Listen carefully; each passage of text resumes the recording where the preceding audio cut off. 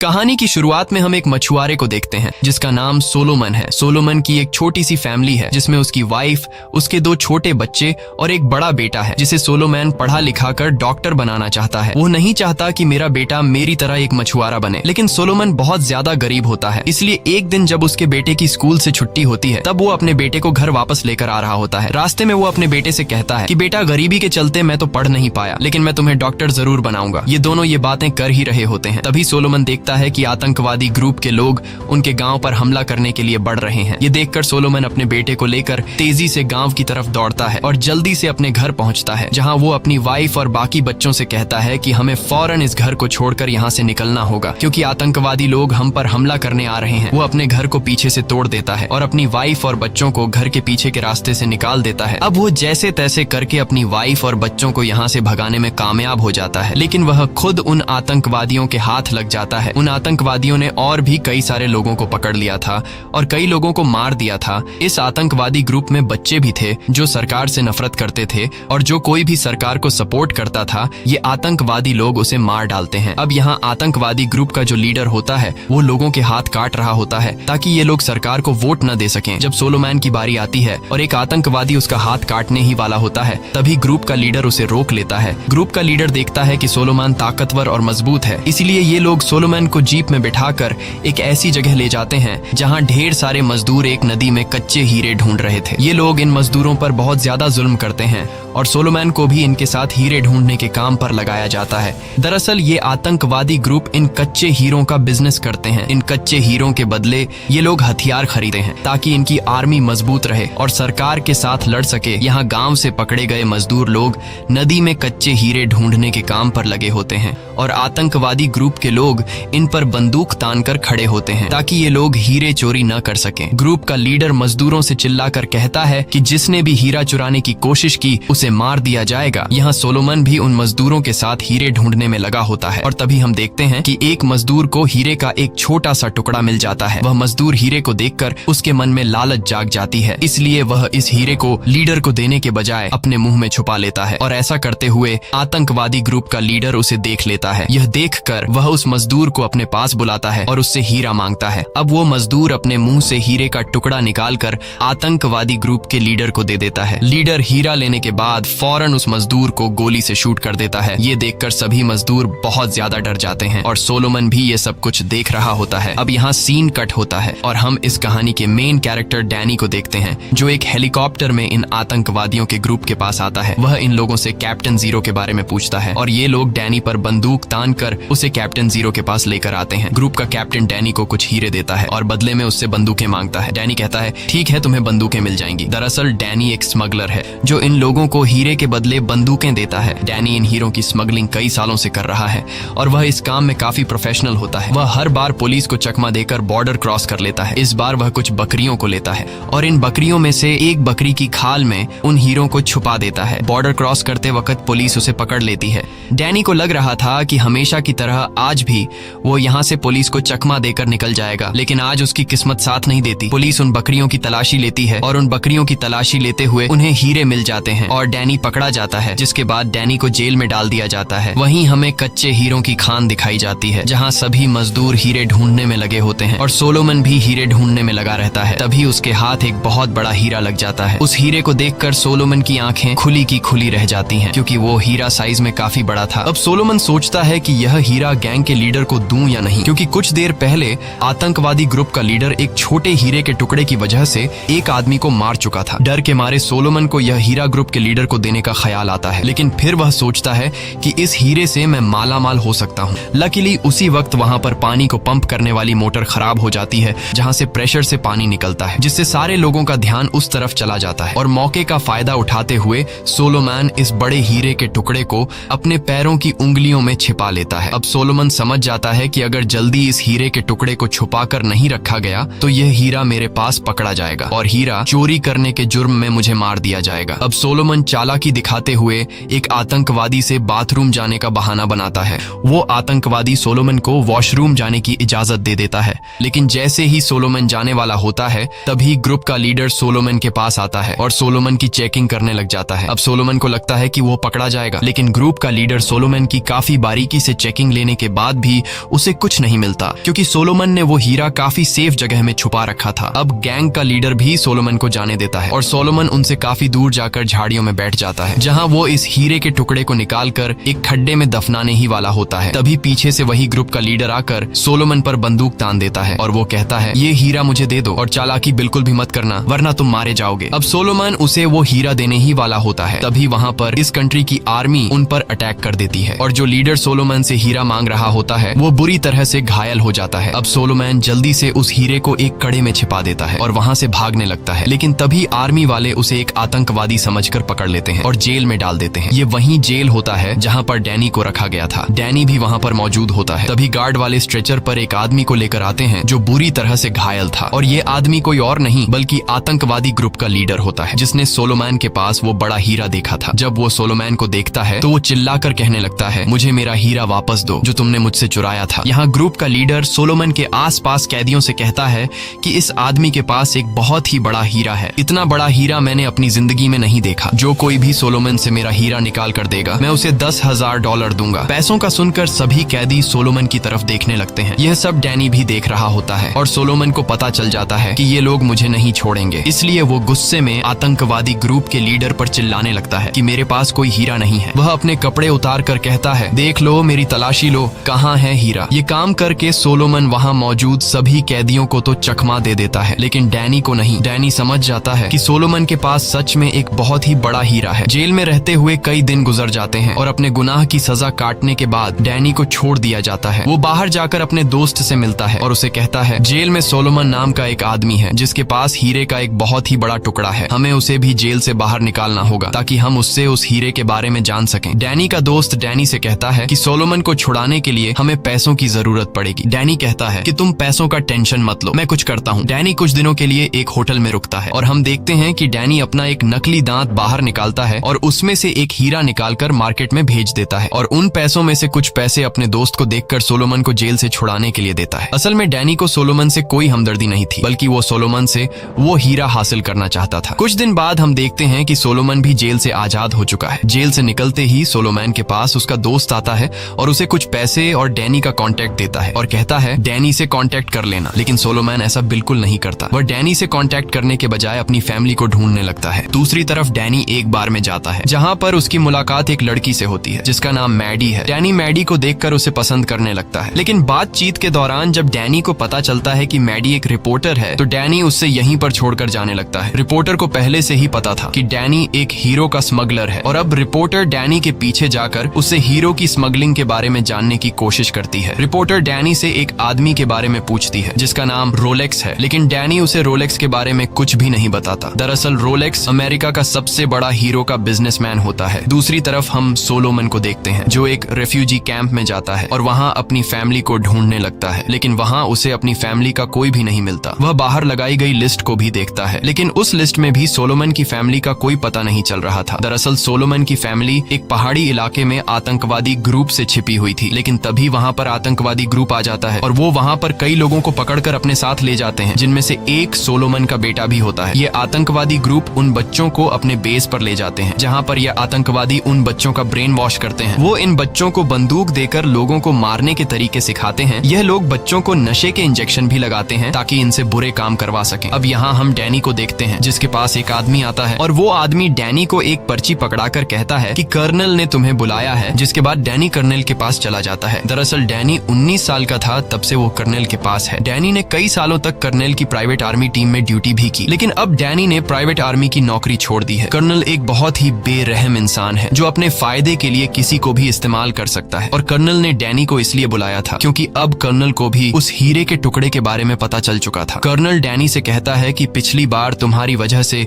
मेरा कई हीरो का नुकसान हुआ था, इसलिए अब तुम मुझे वह बड़ा हीरे का टुकड़ा ला कर दोगे। असल में पिछली बार जब डैनी बकरियों के काल में हीरे के टुकड़े छुपाकर बॉर्डर क्रॉस करते हुए पकड़ा गया था, उन हीरो में कर्नल का भी हिस्सा था, इसलिए कर्नल डैनी से कहता है कि तुम मेरे कर्जदार हो। दरअसल ये सभी एक दूसरे के साथ जुड़े हुए हैं। डैनी कर्नल के लिए काम करता है। कर्नल डैनी को हथियार देता है और डैनी उन हथियारों को आतंकवादी ग्रुप को सप्लाई करता है। बदले में डैनी उन आतंकवादियों से हीरे लेता है और वो हीरे डैनी कर्नल को देता है और कर्नल इन हीरो को अमेरिका के सबसे बड़े डायमंड बिजनेसमैन रोलेक्स को पहुंचाता है। इस तरह तरह से इनका यह इलीगल बिजनेस चलता है और इस इलीगल बिजनेस में कई मासूम लोगों की जान चली जाती है। अगले सीन में हम डैनी और सोलोमन को देखते हैं। डैनी सोलोमन से कहता है कि वह बड़ा हीरा जो तुम्हारे पास है उसका आधा मालिक मैं भी हूँ, क्योंकि मैंने तुम्हें जेल से छुड़ाया है। लेकिन सोलोमन डैनी को इग्नोर कर देता है और कहता है कि मेरे पास कोई भी हीरा नहीं है। डैनी सोलोमन से कहता है कि अगर तुम चाहते हो कि तुम दोबारा अपनी फैमिली से मिलो तो इस दुनिया में सिर्फ एक मैं ही हूँ जो तुम्हें तुम्हारी फैमिली से मिलवा सकता हूँ, लेकिन इसके लिए तुम्हें मेरा एक काम करना होगा। तुम्हारे पास जो हीरा है मुझे उसके बारे में बता दो, बदले में मैं तुम्हें तुम्हारी फैमिली से मिलवा दूंगा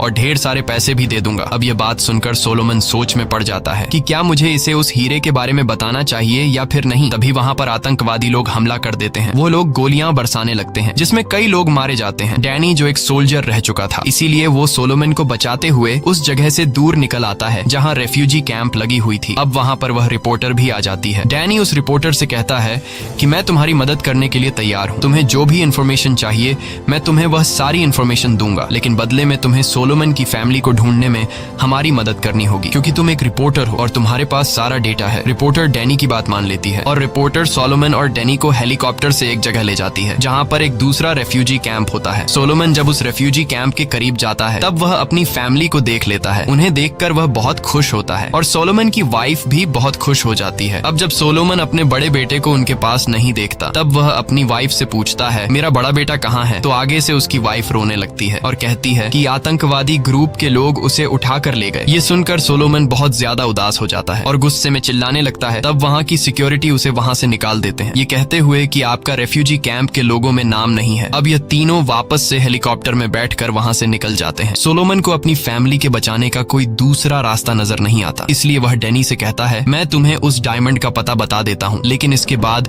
जो भी पैसे आएंगे उससे तुम मेरे साथ मेरे बेटे को उन लोगों से आजाद करने में मेरी मदद करोगे। यहाँ पर डैनी मान जाता है। अब वह लोग वहाँ जाने के लिए तैयार होने लगते हैं, लेकिन वहाँ जाना इतना आसान नहीं था क्योंकि वे आतंकवादी लोग बहुत ही ज्यादा खतरनाक थे। अब यहाँ डैनी कहता है मैं जिस आदमी के लिए काम करता हूँ वह एक कर्नल है और उसके पास आर्मी की एक पूरी यूनिट है जो इन आतंकवादियों से लड़ सकती है, इसीलिए हमें पहले उनके पास जाना चाहिए। डैनी की बात उन्हें ठीक लगती है। इसके बाद यह तीनों गाड़ी में बैठकर उस जगह के लिए निकल पड़ते हैं। कुछ रास्ता तय करने के बाद यह लोग पैदल जंगल में आगे बढ़ने लगते हैं। ये जंगल काफी ज्यादा घना होता है और कई घंटों के सफर करने के बाद यह लोग रास्ता भटक जाते हैं। उन्हें कुछ समझ नहीं आ रहा होता कि जाना किस तरफ है। तभी उनके सामने जंगल के आदिवासी लोग आ जाते हैं और वो लोग इन्हें घेर लेते हैं, लेकिन रिपोर्टर उन्हीं की लैंग्वेज में उनसे बात करने लगती है और उन्हें इस बात की यकीन दिलाती है कि हम आप लोगों को कोई नुकसान नहीं पहुंचाएंगे, इसलिए आप भी हमें कुछ मत कहिएगा। इसके बाद इन लोगों में दोस्ती हो जाती है और वे जंगल के लोग उन्हें अपने ठिकाने पर ले जाते हैं जहाँ यह लोग कुछ देर के लिए आराम करते हैं। अब यहाँ डैनी देखता है कि रिपोर्टर बहुत ज्यादा परेशान है। डैनी रिपोर्टर से उसकी परेशानी की वजह पूछता है। तब रिपोर्टर बताती है कि अगर मैं चाहती तो मैं एक सुकून भरी जिंदगी गुजार सकती थी, लेकिन मैंने वह रास्ता नहीं चुना क्योंकि मुझमें एक तरह का दुनिया को बचाने का जुनून है। मैं दुनिया के किसी भी कोने में होने वाले जुल्म और गलत काम को रोकना चाहती हूँ, लेकिन अब मैं यह दुख भरी कहानियां लिख लिख कर थक चुकी हूँ क्योंकि इससे लोगों पर ज्यादा असर नहीं हो रहा। मैं उन अमीर लोगों को बताना चाहती हूँ कि जिस कीमती हीरो की ज्वेलरी को वे पहनते हैं उन हीरो की कीमत किसी का हाथ या फिर किसी की जिंदगी है। यह सच्चाई जानकर वे लोग उन ज्वेलरीज को पहनना बंद कर देंगे, लेकिन इस सच्चाई को सामने लाने के लिए मुझे सबूतों की जरूरत होगी और वह सबूत तुम मुझे दे सकते हो। अब यहाँ डैनी भी इमोशनल हो जाता है और वह कहता है कि मैं तुम्हें सारे सबूत दूंगा। अब डैनी उस रिपोर्टर को इनलीगल गलत तरीके से स्मगल होने वाले हीरो की डिटेल देने लगता है। वह खुद के साथ साथ कर्नल और अमेरिका के सबसे बड़े हीरे के बिजनेसमैन रोलेक्स का सारा काला धन उसे बता देता है। वह कहता है कि इन हीरो की स्मगलिंग और मासूम लोगों की जान लेने के पीछे भी रोलेक्स का ही हाथ है। तब वह रिपोर्टर डैनी से पूछती है कि तुम्हारी इन सब बातों का सबूत मुझे दो। डैनी कहता है मैं तुम्हें ये सारे सबूत दे दूंगा, लेकिन जब मैं वो हीरे का बड़ा टुकड़ा हासिल कर लूंगा तब। रिपोर्टर डैनी से पूछती है कि क्या तुम सोलोमन से वो हीरे का टुकड़ा चुराने वाले हो। तब डैनी मुस्कुराकर जवाब देता है कि ये हीरा मेरा साउथ अफ्रीका को छोड़ने का टिकट है, इसलिए उस हीरे को मैं हर कीमत पर हासिल करके रहूंगा। अगली सुबह ये लोग एक मिलिट्री कैंप तक पहुंच जाते हैं और ये मिलिट्री कैंप किसी और का नहीं बल्कि डैनी जिस कर्नल के लिए काम करता था ये उसी कर्नल का कैंप होता है। यहाँ डैनी की मुलाकात कर्नल से होती है। कर्नल डैनी से कहता है कि हमारी मिलिट्री को ज्वाइन कर लो, हम जल्द ही इन आतंकवादियों को खत्म करने के लिए निकलने वाले हैं। तब डैनी कर्नल को समझाता है कि इतनी जल्दी नहीं, ऐसे में वो सब लोग भाग जाएंगे। डैनी उससे कहता है कि पहले मैं और सोलोमन उस जगह पर जाएंगे, वहाँ की पूरी सिचुएशन समझने के बाद मैं तुमसे कांटेक्ट करूंगा और तब तुम अपनी टीम के साथ उन लोगों पर हमला कर देना। कर्नल इस बात को मान जाता है। इसके बाद डैनी सीधा उस रिपोर्टर के पास आता है और उससे कहता है कि मैं और सोलोमन यहाँ से जाने वाले हैं। ये सुनकर वो रिपोर्टर बहुत ज्यादा इमोशनल हो जाती है क्योंकि डैनी और रिपोर्टर अब एक दूसरे को पसंद करने लगे थे। डैनी उस रिपोर्टर को एक डायरी देता है जिसमें रोलेक्स और उसके रॉ डायमंड्स के बिजनेस की सारी डिटेल्स होती हैं। डैनी जाते हुए उस रिपोर्टर से कहता है कि जब भी मुझे मौका मिला तो मैं तुम्हें कॉल जरूर करूंगा। इसके बाद डैनी और सोलोमन उस जगह की तरफ बढ़ने लगते हैं जहाँ पर सोलोमन ने वो हीरा गाड़ा था। कई घंटों से जंगल में सफर करने के बाद रात हो जाती है। रात को यह दोनों जब जंगल में आगे बढ़ रहे होते हैं तभी वहाँ पर आतंकवादी ग्रुप की एक गाड़ी आती है जिसमें कुछ बच्चे बंदूक तान कर खड़े होते हैं और उन्हीं बच्चों में सोलोमन अपने बेटे को देख लेता है। अपने बेटे को देखते ही सोलोमन खुद पर कंट्रोल नहीं रख पाता और वो अपने बेटे को आवाज देने लगता है। पर इससे पहले कि सोलोमन का बेटा अपने बाप को देख पाता, बाकी लड़के सोलोमन को देख लेते हैं और वो इन पर फायरिंग करने लग जाते हैं। ये दोनों अपनी जान बचाते हुए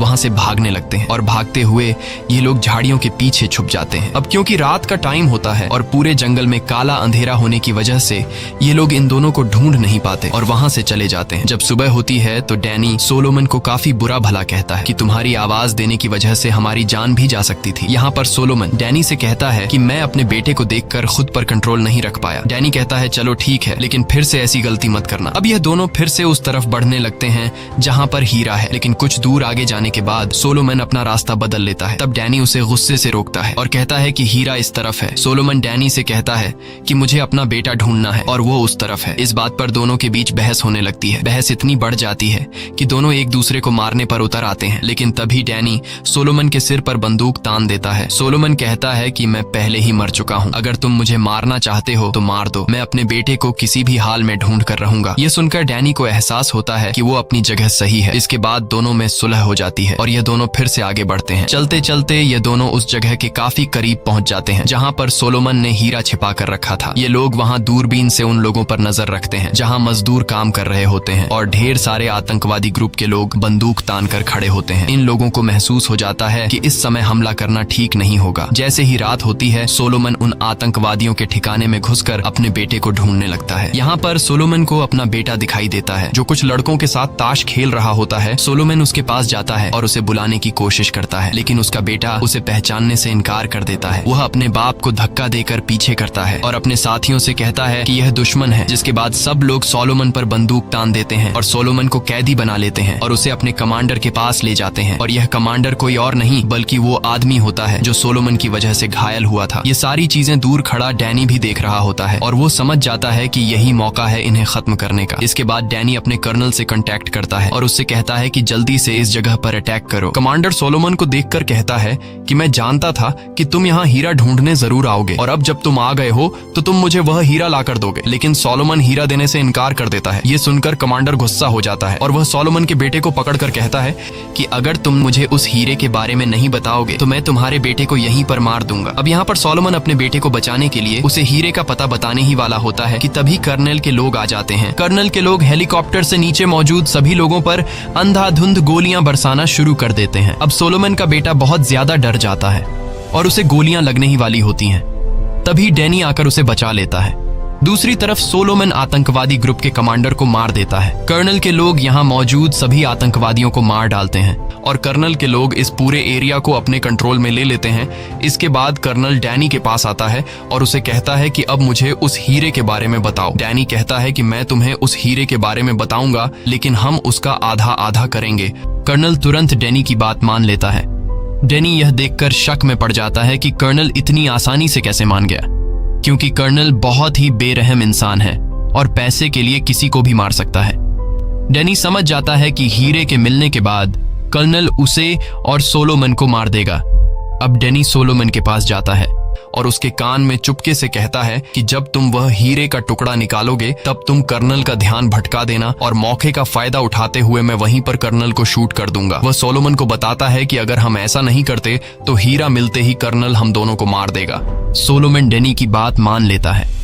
इसके बाद वे सभी उस जगह की ओर जाते हैं जहां सोलोमन ने हीरा छुपाया था। उस जगह पहुंचने के बाद सोलोमन जमीन खोदना शुरू कर देता है जहां उसने हीरा छुपा कर रखा था।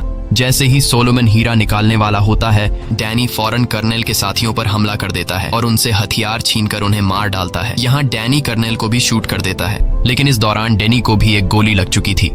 अब सोलोमन हीरा निकाल लेता है और वह हीरा सोलोमन डैनी को दे देता है।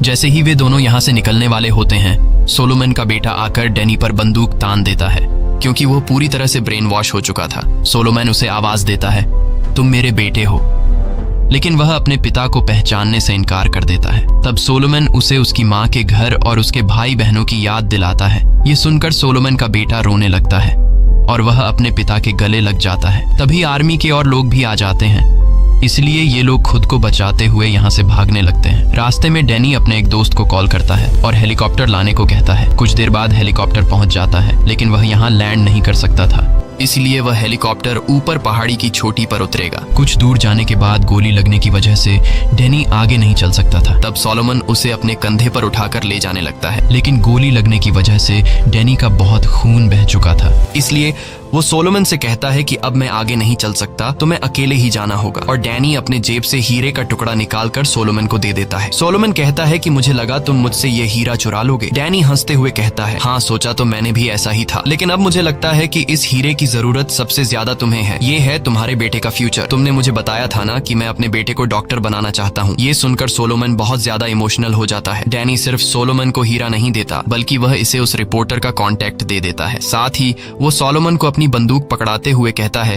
कि अभी कुछ देर बाद हेलीकॉप्टर तुम्हें लेने आएगा, लेकिन तुम उस आदमी पर बिल्कुल भी भरोसा मत करना। अगर तुम्हें कुछ भी गड़बड़ नजर आए तो तुम सीधे उसे शूट कर देना। अब यहाँ सोलोमन और उसका बेटा ऊपर हेलीकॉप्टर की तरफ बढ़ने लगते हैं, लेकिन तभी नीचे से कर्नल के लोग आ जाते हैं। तब यहाँ डैनी सोलोमन और उसके बेटे को कवर देते हुए कर्नल के लोगों को मार डालता है।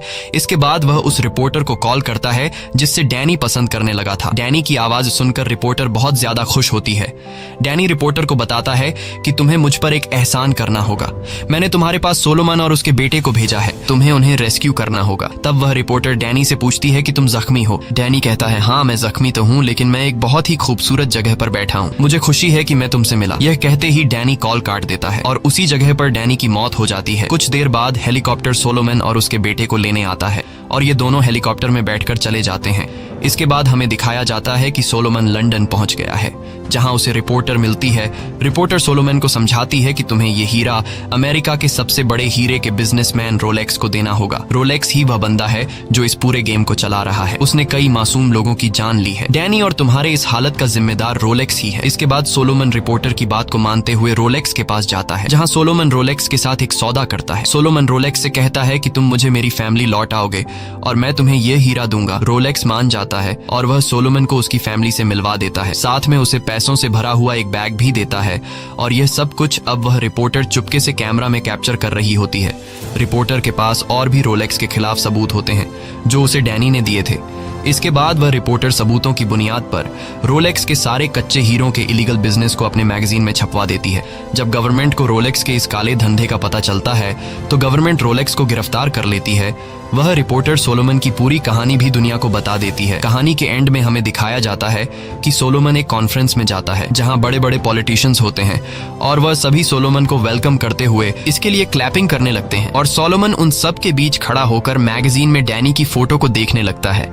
इसी के साथ यह कहानी खत्म हो जाती है। अगर आपको ये वीडियो अच्छी लगी हो तो हमारे चैनल को सब्सक्राइब और वीडियो को लाइक जरूर कीजिए।